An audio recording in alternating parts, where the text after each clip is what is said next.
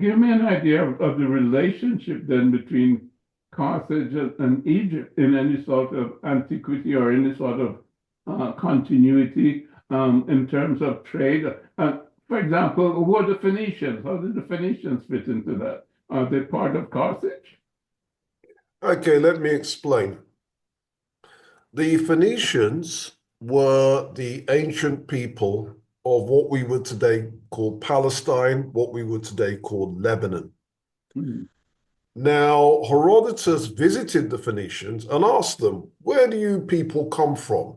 And they said, we came from the Eritrean Sea. And so many people interpret that as somewhere in East Africa, perhaps the Horn of Africa, or even perhaps where Eritrea is today.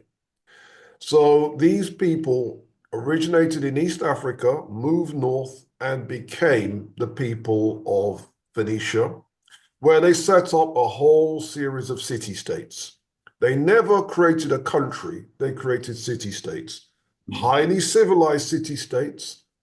And from where they were on the coast of Palestine, the coast of Lebanon, that coast is the Mediterranean. And so they established Mediterranean colonies. And what they would do would be sail along the North African coast, sail along Southern Europe, their coast, and they would establish colonies. And they would get some of their people to get off the boat, talk to the local people, establish a colony with the local people. And so you've now got people speaking Phoenician, all networked with each other, picking up trade goods from here, there, and everywhere.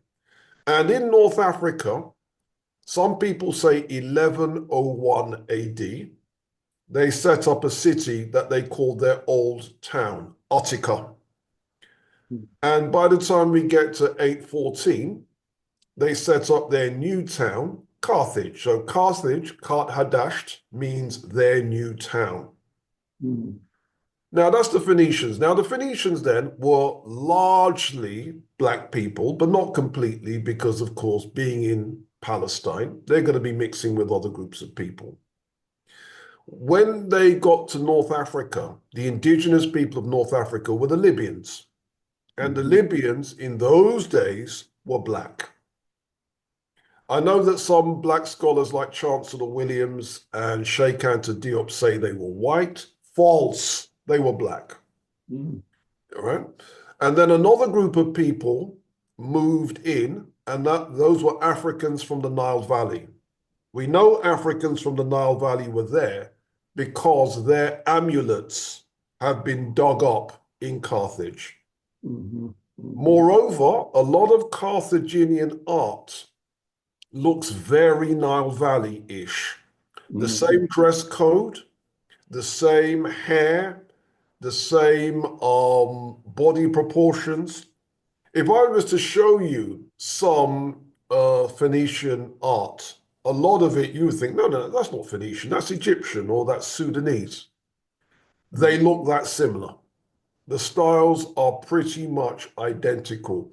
The art that I'm talking about, there's a bunch of furniture decoration called the Nimrud ivories. And these ivories were made somewhere around 9th century BC, 8th century BC. They're furniture decorations made of ivory. And if I showed you those decorations, you would say, that's not Phoenician, that's Egyptian. That's not Phoenician, that's Sudanese. They really do look the same because of the style. A Nile Valley style influenced what the Phoenicians were doing.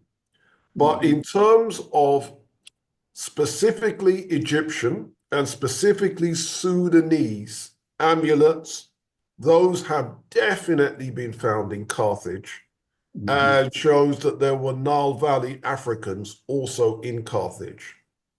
Now, by the time the Greeks visit, they tell us that the greatest temple in Carthage is the temple of Imhotep. Is this Herodotus saying this? Yeah, so now they don't use the term Imhotep, they use the term Aesculapius. Oh, yes. Yeah. And we can infer that's the temple of Imhotep, and that was the grandest of the temples in Carthage. But this is, as I said, coming from the Greek sources. Mhm. So essentially, four ethnicities came together to make Carthage.